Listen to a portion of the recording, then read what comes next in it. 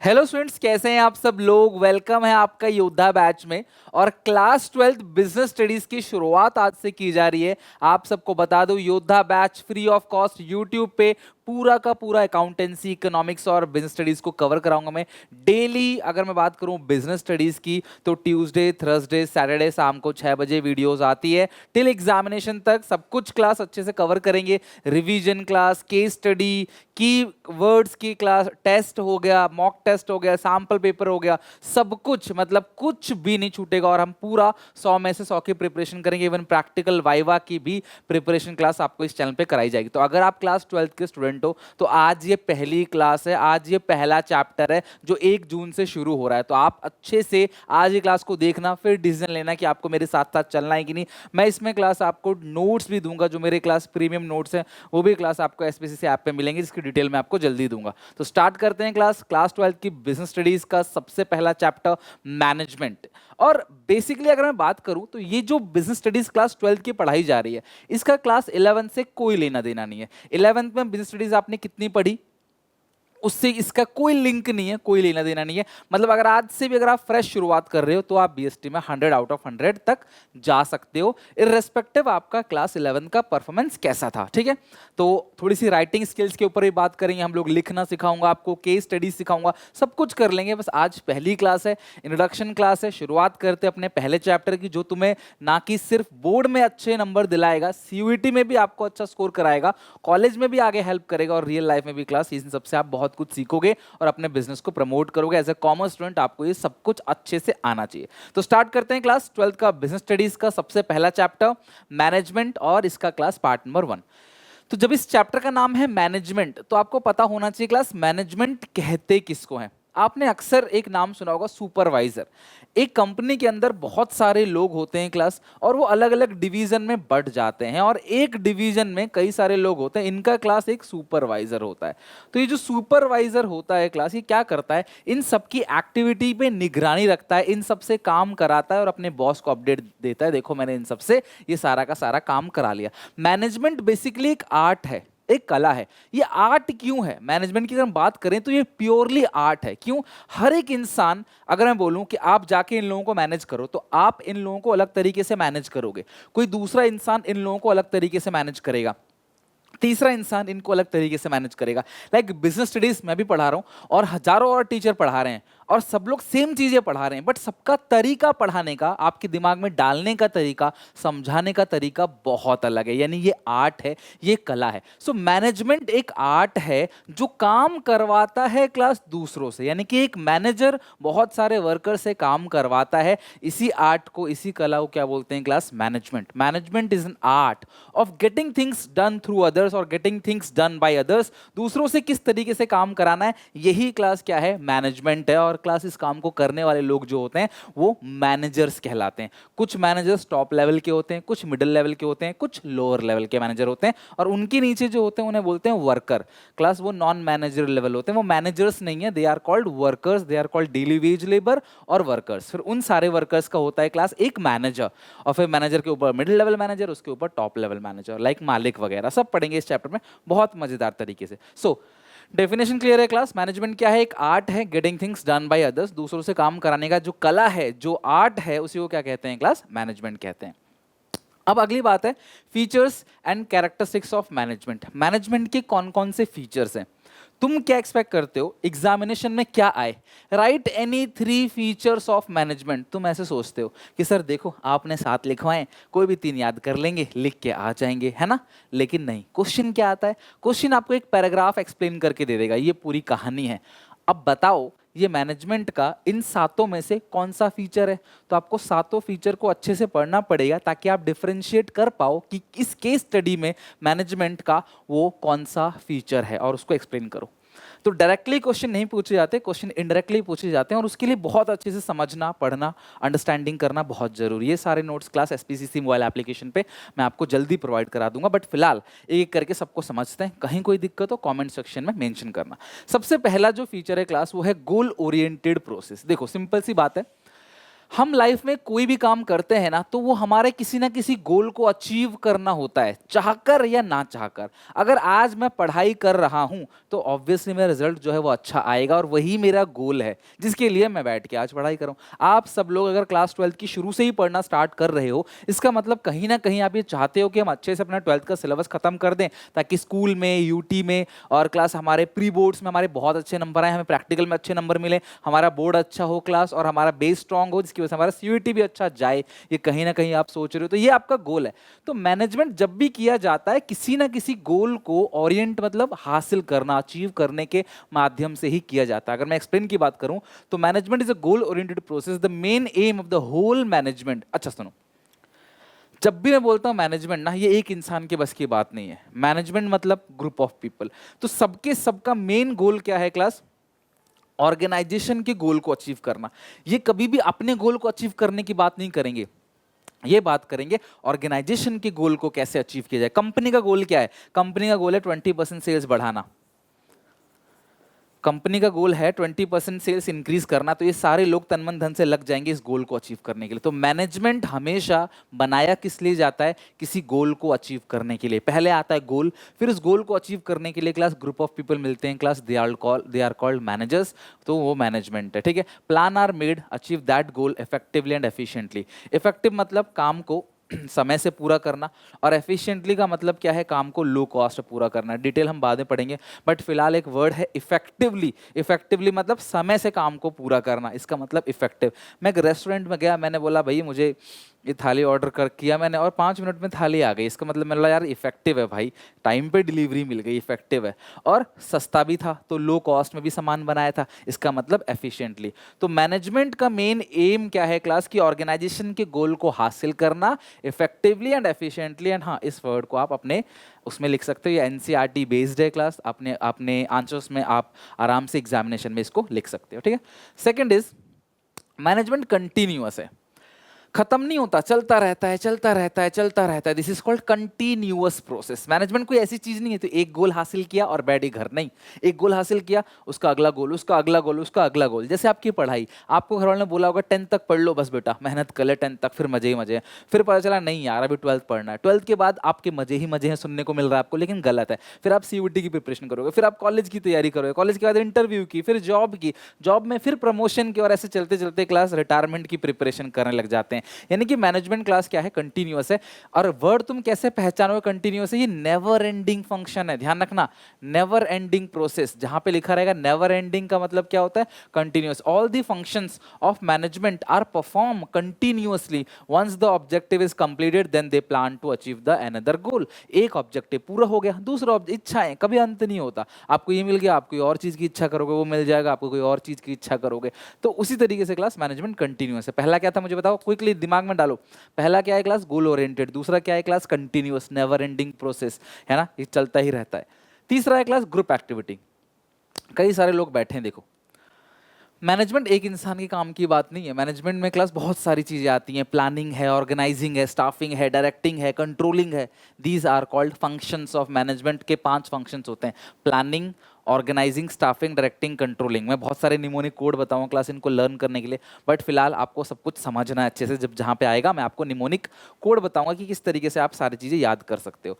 तो देखो मैनेजमेंट एक इंसान का काम नहीं है, मैनेजमेंट क्लास ग्रुप एक्टिविटी का काम है। और यहाँ पे एक वर्ड लिखा है क्लास जो आपने ध्यान रखना है, management replace I with we. Management class I को वी से रिप्लेस करता है। All the functions of management can not perform by एक अन इंडिविजुअल। एक इंसान प्लानिंग करेगा, ऑर्गेनाइजिंग करेगा, स्टाफिंग करेगा, डायरेक्टिंग करेगा, कंट्रोलिंग करेगा, नहीं हो पाएगा। सब लोग मिलके काम करते हैं, इसलिए क्लास मैनेजमेंट को कहा था group activity. Management always refers to a group of people. Group effort is required to achieve the goal. एक इंसान अचीव नहीं कर पाएगा, ग्रुप एफर्ट, सब लोग मिलके। आपके क्लास 12th का रिजल्ट कैसे अच्छा आएगा? क्या सिर्फ मैं मेहनत करूंगा चल जाएगा क्या? नहीं, अकाउंट है, इको है, बीएसटी है, फिजिकल एजुकेशन है, मैथमेटिक्स है, इंग्लिश है, तुम्हारे सारे टीचर मिलके एफर्ट डालेंगे, तभी तुम्हारा भविष्य बनेगा, तभी तुम्हारा क्लास 12th का रिजल्ट अच्छा होगा। सिर्फ एक टीचर के चाहने से क्लास रिजल्ट अच्छा नहीं हो जाएगा। तो इसी तरीके से मैनेजमेंट ग्रुप एक्टिविटी, यानी सब लोग मिलके काम करते हैं, तभी क्लास सक्सेस जो है बिजनेस को मिलता है। अगला है क्लास मैनेजमेंट इंटेंजिबल। अब मैनेजमेंट एक ऐसी चीज है जो उसे आप देख नहीं सकते, छू नहीं सकते, लेकिन महसूस कर सकते हो। यार मैनेजमेंट कितना अच्छा है यार। मैं इस हॉस्पिटल में गया था एक टेस्ट कराने। मैं गया, कहीं ज़्यादा लाइन नहीं लगानी पड़ी, टाइम पे सब चीज़ हो गया, ज़्यादा वेट नहीं करना पड़ा, सब कुछ अच्छे से हो गया। इसका मतलब यार मैनेजमेंट कितना अच्छा है। मैं एक स्कूल में गया, टाइमली मैंने सब कुछ, सारा काम हो गया अच्छे से, कहीं कोई रुकावट नहीं आई, कहीं दिक्कत नहीं आई, तो मैनेजमेंट कितना अच्छा है। तो मैनेजमेंट एक ऐसी चीज़ है जो क्लास काम को स्मूथ कर देती है, जिसकी वजह से आपको लगेगा यार सब कुछ तो अच्छा है, कितना अच्छा सिस्टम है ना इनका, यानी कि मैनेजमेंट अच्छा है। अच्छे मैनेजमेंट को भले ही तुम ना पहचान पाओ, लेकिन बुरे मैनेजमेंट को तुम पहचान लोगे, मिस मैनेजमेंट को तुम और बेहतर तरीके से पहचान लोगे। कभी किसी सरकारी दफ्तर में गए हो काम करने, काम कोई करवाने के लिए, पापा ने कुछ बोला हो भाई सरकारी दफ्तर में कोई सर्टिफिकेट बनवाना है, कोई भी काम, परेशान हो जाते हैं, कहते यार कितना गंदा मैनेजमेंट है भैया, यहाँ जाओ वहाँ जाओ, यहाँ लाइन वहाँ लाइन, साहब ही नहीं आए, 10 बजे का टाइम था 12 बजे अभी तक नहीं आए, ये फाइल लाओ, ये फाइल, बेमतलब का खम खमे घुमा रहे हैं, परेशान कर रहे हैं हम लोगों को।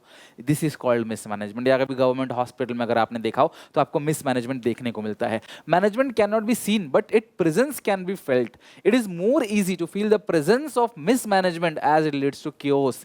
लड़ाई झगड़े कंफ्यूजन क्रिएट करता है क्लास। तो अगर अच्छा मैनेजमेंट है तो क्लास आप फील कर पाओगे। आपको ऐसी कोई चीज नहीं है जो मैं दिखा दूं कि भाई देखो ये रहा मैनेजमेंट, इसे बोलते हैं मैनेजमेंट, ऐसा कुछ नहीं है। तो मैनेजमेंट इंटेंजिबल है, आप देख नहीं सकते, छू नहीं सकते, आप महसूस कर सकते हो कि हाँ यार इसका मैनेजमेंट बड़ा अच्छा है। टाइम पे हमारी कंपनी में सैलरी आ जाती है, टाइम पे वर्कर्स का सारा काम हो जाता है, टाइम पे आना, टाइम पे जाना, सब कुछ अच्छा है यार। मतलब मैनेजमेंट बढ़िया है यार। हमारे जितने भी मैनेजर्स हैं they are supportive, they are coordinating, each and every employee के साथ कोऑर्डिनेट कर रहे हैं, इसका मतलब अच्छा है, मैनेजमेंट इज गुड। और वहीं क्लास खराब मैनेजमेंट भी आप देखा जा सकता है। तो मैनेजमेंट का फीचर क्या है क्लास, वो इंटेंजिबल है, डायनामिक है। मैनेजमेंट की सबसे अच्छी बात पता है क्या है, वो डायनामिक है। आपको पता है इन्वायरमेंट में बहुत सारे चेंजेस होते रहते हैं, तो मैनेजर्स उन चेंजेस को अडॉप्ट करते हैं। This is called management. Management कोई ऐसी चीज नहीं है कल को कोई चेंज आया तो हम चेंज नहीं कर सकते। कल को सरकार ने नोट बंद कर दिया तो हम पेटीएम से पैसे लेने लगे, कल को सरकार ने बंद कर दिया स्कूल, हम ऑनलाइन पढ़ाने लगे। यानी कि मैनेजमेंट क्या है क्लास, यहाँ पे मैनेजमेंट डायनामिक है। अगर एक्सटर्नल इन्वायरमेंट में कोई चेंज आ रहा है तो मैनेजर्स हेल्प करते हैं वर्कर्स की, ताकि उस चेंजेस को इंटरनल इन्वायरमेंट में लागू कर सके। This is called class management dynamic. Management has to make changes, managers को बदलाव करने पड़ते हैं क्लास इंटरनल इन्वायरमेंट में as per the external environment. जो एक्सटर्नल इन्वायरमेंट में चेंजेस हो रहे हैं उस चेंजेस को इंटरनल इन्वायरमेंट में लागू करना, this is called class management dynamic है। सच एज सोशल, बहुत सारे चेंजेस होते हैं, social, economical, legal, political, technological. नई टेक्नोलॉजी आई तो हम भी नई टेक्नोलॉजी अडॉप्ट करेंगे, समाज को जो चाहिए हम उसी हिसाब से बनाएंगे। अब कोका कोला क्लास हर कंट्री में अलग अलग टाइप की कोक बनाता है, उसी तरीके से क्लास जो मैकडोनल्ड्स है जो बर्गर बनाता है वो अलग अलग टाइप कंट्री में अलग अलग, जिस देश के लोगों को जैसा पसंद है। हमारे यहाँ मैकडी क्लास बीफ बर्गर नहीं बनाता, बीफ बर्गर वो क्लास बाहर बनाता है क्लास, यानी कि हांगकांग में बनाता है, दुबई में बनाता है। इंडिया में वो बीफ बर्गर नहीं बनाता, इंडिया के लोग बीफ नहीं खाते, ओनली चिकन या मीट। तो इस हिसाब से वो सॉरी चिकन या वो हो गया क्या नाम है, वेज है ना, तो उस हिसाब से क्लास वो बनाते हैं। तो जैसा डिमांड होगा उस हिसाब से रिएक्ट करेंगे, जो बदलाव आएगा उस हिसाब से हम लोग काम करेंगे। जब कोरोना आया तो साबुन वालों ने भी ऐड बनाना चालू कर दिया, साबुन से हाथ धोते रहो कोरोना चला जाएगा, ऐसा तो कोई था नहीं लॉजिक, लेकिन उन्होंने देखा कि भाई एक्सटर्नल इन्वायरमेंट में कोई चेंज है तो उसको इंटरनल इन्वायरमेंट में लागू करेंगे। दिवाली के टाइम पे लोग अपनी दुकानें छोड़ के मिठाई की दुकानें खोलना स्टार्ट कर देते हैं, अपनी दुकान में कोई और चीज़ बेच रहे हैं, नहीं मिठाई बेचेंगे। अब क्यों, यही तो चेंजेस है। अगर बाहर चेंज आया, दिवाली के टाइम पे सबको पता है मिठाई ज़्यादा बिकेंगी, मेरी दुकान पे कपड़े थोड़ी बिकेंगे, तो मिठाई बेचना स्टार्ट कर दिया मैंने। तो इसका मतलब क्या है क्लास, हम बाहर जो चेंजेस आया है उस हिसाब से हम इंटरनल एनवायरनमेंट में चेंजेस लागू कर रहे हैं। अमेजन सब्जियां नहीं बेचता था, राशन नहीं बेचता था, लॉकडाउन के बाद अमेजन राशन बेचने लगा, सब्जियां बेचने लगा। क्यों, चेंजेस बाहर आया तो अंदर भी उसको लागू करेंगे। तो अब उस टाइम पे इलेक्ट्रॉनिक तो कोई खरीद नहीं रहा था, उस टाइम तो राशन इज नेसेसरी, तो वही अमेजन बेचने लगा था। ठीक है, जोमेटो भी, स्विगी भी, ये सब करने लगे थे काम। तो मैनेजमेंट क्या है, डायनामिक है। अगर कोई चेंजेस आता है एक्सटर्नल एनवायरनमेंट में तो हम उसे इंटरनल एनवायरनमेंट में लागू करेंगे। ये फीचर्स ऑफ मैनेजमेंट है। सबसे आसान समझने वाला, मैनेजमेंट परवेसिव है। परवेसिव का मतलब क्या है, यूनिवर्सल फेनोमेनन, हर जगह तुम्हें मैनेजमेंट देखने को मिलेगा। क्या मैनेजमेंट सिर्फ बड़ी कंपनियों के लिए नहीं, चाहे छोटी कंपनी हो चाहे बड़ी कंपनी हो, चाहे प्रॉफिट मेकिंग हो चाहे नॉट फॉर प्रॉफिट मेकिंग हो, चाहे स्कूल हो चाहे हॉस्पिटल हो, चाहे मंदिर हो चाहे मस्जिद हो, चाहे प्लेग्राउंड हो या घर का किचन हो, हर जगह मैनेजमेंट करने की जरूरत पड़ती है। मैनेजमेंट इज परवेसिव हर जगह। क्या आप अपने काम को मैनेज नहीं करते? क्या आपकी मदर सुबह से लेकर शाम तक आपके काम को मैनेज करती है कि नहीं? तभी तुम्हें टाइम पे खाना मिल जाता है, तभी तुम्हें क्लास तुम्हारे कपड़े लत्ते धुले मिल जाते हैं, तभी क्लास तुम्हारी किताबें क्लास तुम्हारा टाइम पे आ जाती हैं, स्कूल की फीस टाइम पे चली जाती है, क्लास सारा काम तुम्हारा टाइम पे हो जाता है क्योंकि घर वाले उसको मैनेज कर रहे हैं। तो मैनेजमेंट एक ऐसी चीज़ है जो क्लास हर जगह चलता है। क्लास हॉस्पिटल में भी होता है और डॉक्टर्स मैनेजमेंट करते हैं क्लास, ठीक है, इसके स्कूल में टीचर्स करते हैं, आप भी करते हो, मैं भी करता हूँ, हम सब लाइफ में मैनेजमेंट कर रहे हैं कहीं ना कहीं। तो ये यूनिवर्सल फेनोमेनन है। Management is universal phenomenon. Management is essential for all type of organisation, चाहे वो छोटा हो चाहे बड़ा हो, चाहे प्रॉफिट मेकिंग चाहे not for profit making, manufacturing, service, school, hospital, playground, everywhere. तुम्हारे घर में भी मैनेजमेंट किया जाता है। मंदिर में जाते हो क्लास, मंदिर मुनाफा के लिए नहीं होता लेकिन फिर भी वहाँ मैनेजमेंट होता है। आप लाइन में लग जाते हो, आपको दर्शन हो जाते हैं, प्रसाद मिल जाता है, सारा काम सिस्टमेटिक तरीके से चल जाता है। दिस इज कॉल्ड मैनेजमेंट, जो कि क्लास बहुत सारे लोग मिलकर कर रहे होते हैं और ये परवेसिव है, यूनिवर्सल फेनोमेनन है। लास्ट पॉइंट है क्लास, मैनेजमेंट मल्टी डायमेंशन है। मैनेजमेंट के 3 डायमेंशन है, मल्टी डायमेंशन। यानी कि सबसे पहला डायमेंशन है class management of work. Management must focus of their work only. अब मेरी बात ध्यान समझना, मैनेजमेंट ऑफ वर्क का मतलब क्या है कि मैनेजमेंट को अपने काम पे फोकस करना चाहिए। तुम्हारा काम क्या है? एक स्कूल में टीचर का मेन एम क्या होता है? बच्चों को एजुकेशन देना। जबकि एक हॉस्पिटल में एक डॉक्टर का एम क्या होता है क्लास? अच्छा ट्रीटमेंट देना पेशेंट को। स्कूल वाला अपना काम करेंगे, डॉक्टर अपना काम करेगा। तो मेरे कहने का मतलब क्या है, आप ये देखो आपका काम क्या है, अपने काम को बेहतर करो। Work depend upon the nature of business. Work of a school is provide education and hospital is to treat patient. So school must focus on providing quality education, not treating the patient। और इसके management of work में 3 चीजें आती हैं, planning, organising और controlling. मैं इन 3 के बारे में डिटेल में बात करूंगा बाद में, बट फिलहाल आप ध्यान रखो मैनेजमेंट ऑफ वर्क के अंदर 3 चीजें आती हैं, प्लानिंग, ऑर्गेनाइजिंग एंड कंट्रोलिंग। ये हो गया मैनेजमेंट इन मल्टी डायमेंशन। इसके अंदर 3 चीजें हैं, management of work, management of people और फिर आएगा ऑपरेशन। अच्छा, पीपल का मतलब क्या है आपको पता है? ऑर्गेनाइजेशन में सबसे इंपॉर्टेंट असेट क्या होता है? किसी भी ऑर्गेनाइजेशन में employees are the most important asset of an organisation.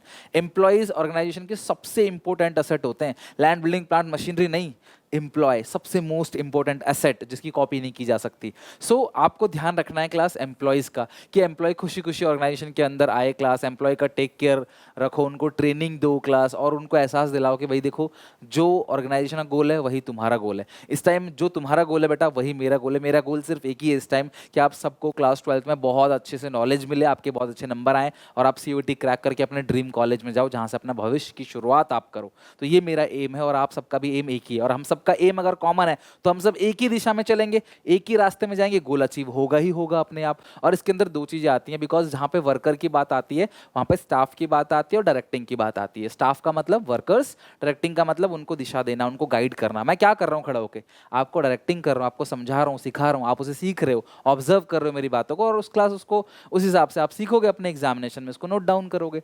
और लास्ट है ऑपरेशन। जो ऑपरेशन है ना, ये जोड़ता है management of people, management of work, दोनों को जोड़ेगा। It refers to all the activity in operating cycle. Operating cycle पता है किसे कहते हैं क्लास? ऑपरेटिंग साइकिल, जिस दिन आपने रॉ मटेरियल खरीदा, फिर उसे फिनिश गुड्स में कन्वर्ट किया, फिर उसे बेचा और बेच के कैश कलेक्ट किया, ये पूरा का पूरा टाइम पीरियड क्या कहलाता है? Operating cycle. एक समोसे वाला सुबह लेके आता है मैदा, आलू, तेल और समोसे छान के शाम को बेच देता है, तो ये पूरा साइकिल जो रहा वो रोज यही काम करता है। दिस साइकिल इज कॉल्ड, सुबह से लेकर शाम तक का ऑपरेटिंग साइकिल।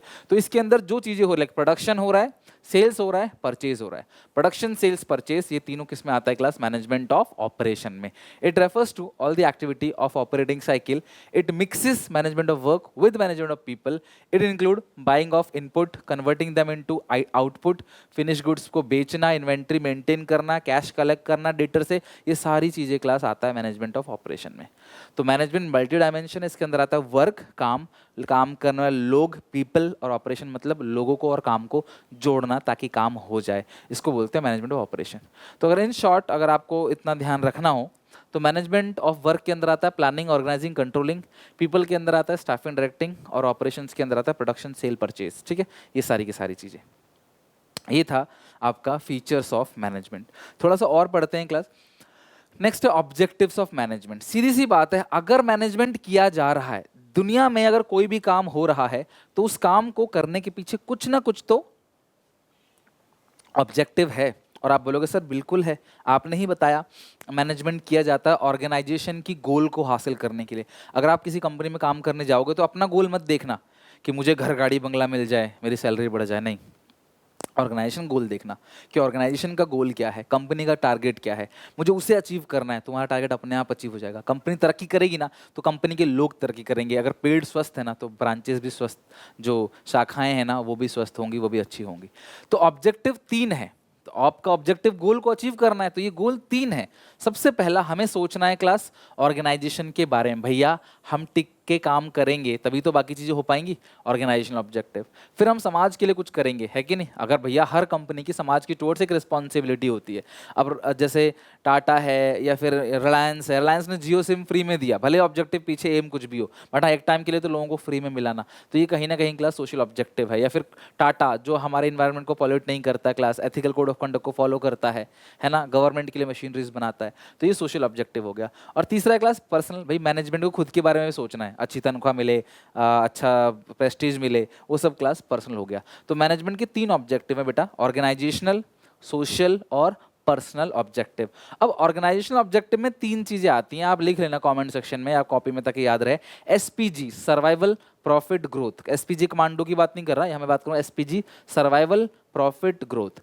ऑर्गेनाइजेशनल ऑब्जेक्टिव का मतलब क्या है कि कंपनी का खुद के लिए क्या है रेस्पॉन्सिबिलिटी। तो कंपनी सबसे पहले कहती है कि भैया हम टिक जाएं, मार्केट में बहुत कंपटीशन है। कल को अगर कोई भी काम करना चाहोगे ना, हजारों लोग और उस काम को कर रहे हैं, आप सोचो मुझे सर ये काम करना है, ये काम करूंगा मैं, तो इस काम को करने वाले हजारों लोग और हैं, तो आप मार्केट में टिक सको। सर्वाइवल का मतलब क्या है क्लास, की अपनी कॉस्ट को रिकवर कर सको कि भैया मेरा 100 रुपये लग रहा है तो कम से कम मुझे 100 रुपये तो मिल जाए, मैं 100 रुपये खर्च कर रहा हूं तो 100 रुपये तो मुझे मिल जाए। This is called survival. मैं आपको इतने सारे एग्जाम्पल देता हूं क्योंकि मैंने बहुत सारी केस स्टडी पढ़ी है, पढ़ाई है, तो मैं आपको इसके हिसाब से करा दूं ताकि जो केस स्टडीज हैं उनमें आप फंसो नहीं। केस में लिखा रहेगा bear its cost, bear is cost, तो समझ जाना क्लास सर्वाइवल की बात कर रहा है। It is the basic objective of every organization that they want to stay in the competitive market for a long period of time, satisfying customer। भैया टिके और क्लास रिकवर इज कॉस्ट, ये भी ध्यान रखना, अपनी कॉस्ट को रिकवर कर सकें। अच्छा प्रॉफिट क्या है class, only survival is not sufficient. क्या हमेशा ऐसे ही काम करोगे, 100 का माल लाया 100 का बेचा, 100 का माल लाया 100 का बेचा, 100 का माल लाया 100 का बेचा, कब तक कर पाओगे ऐसा काम, नहीं कर पाओगे। प्रॉफिट जरूरी है, बिजनेस को चलाने के लिए, ग्रोथ करने के लिए प्रॉफिट मस्ट है।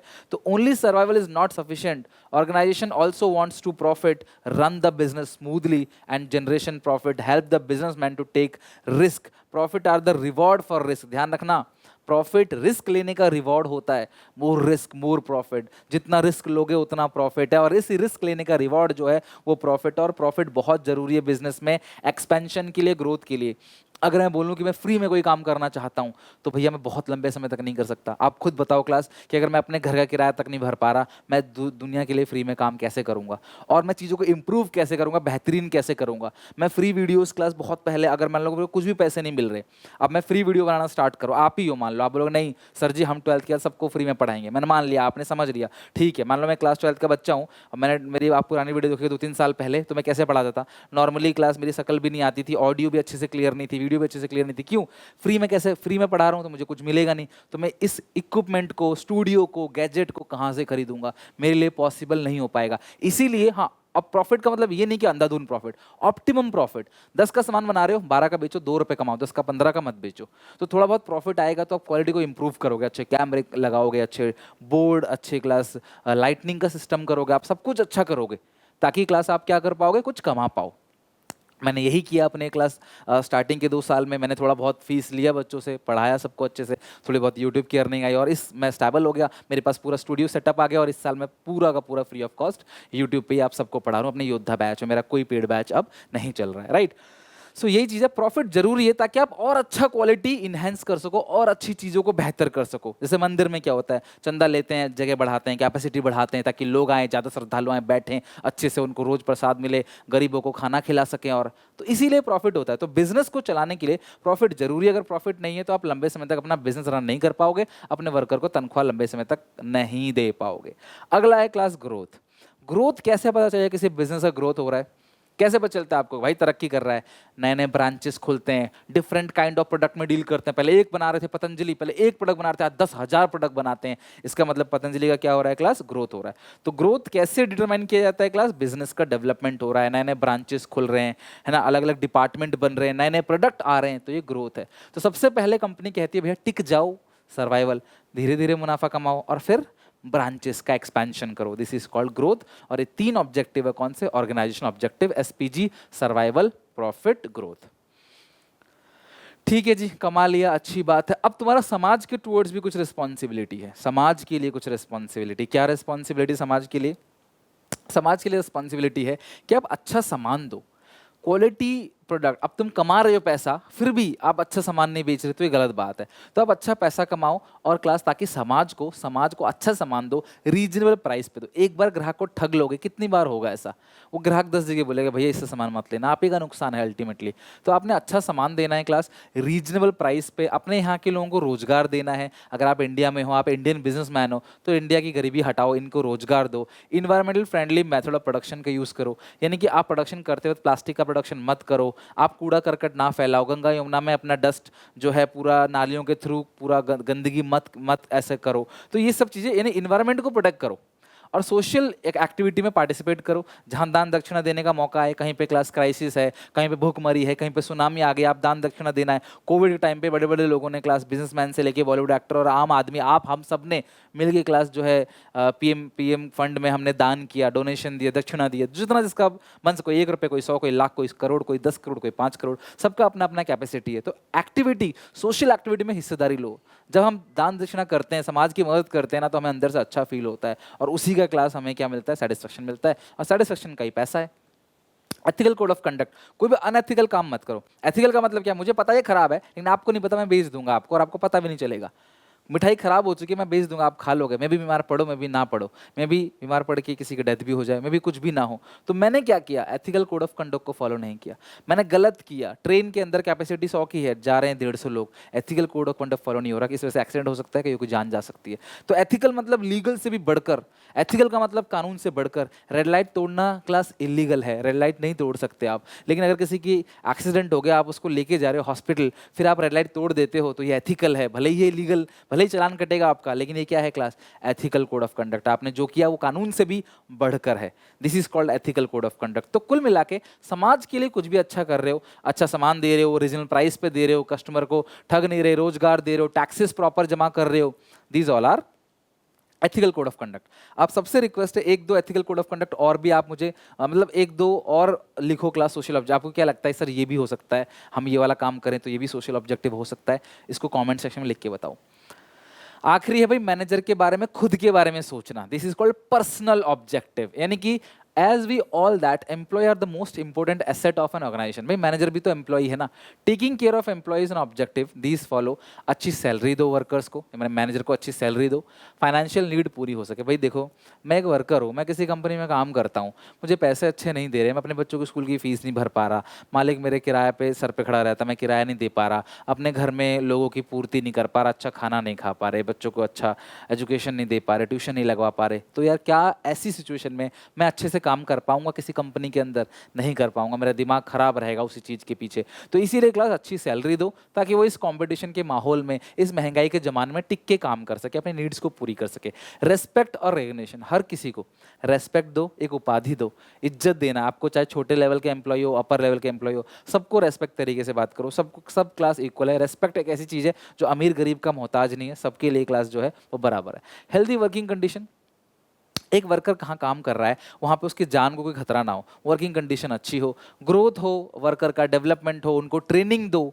ताकि क्लास वर्कर डेवलप करे। आज सैलरी अगर उसकी 20,000 है, कल को 25,000 हो, 30,000 हो, उसकी तरक्की की बात करो। This is called growth and development. और ये है क्लास आपका पर्सनल ऑब्जेक्टिव। तो आपने देखा ऑर्गेनाइजेशन ऑब्जेक्टिव में ऑर्गेनाइजेशन के बारे में, सोशल में क्लास समाज के बारे में, पर्सनल में अपने खुद के बारे में, अच्छी सैलरी देना और क्लास उसके अलावा रेस्पेक्ट देना, माहौल अच्छा रखना क्लास, इसके अलावा कहीं भी मतलब कि वर्कर कोई डैमेज ना हो, कोई एक्सीडेंट ना हो उसका ध्यान रखना, कोई क्लास जान माला खतरा ना हो, है ना, और रेस्पेक्ट रिकग्निशन, अच्छी सैलरी, यही सब प्रमोशन, ग्रोथ, डेवलपमेंट, ये सब पर्सनल ऑब्जेक्टिव है।